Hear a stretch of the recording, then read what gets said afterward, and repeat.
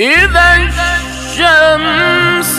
كورت وإذا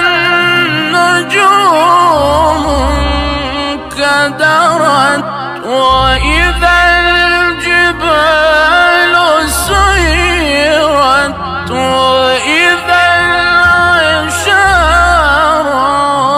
عطلت وإذا الوحوش حشرت وإذا البحار سجرت وإذا النفوس زوجت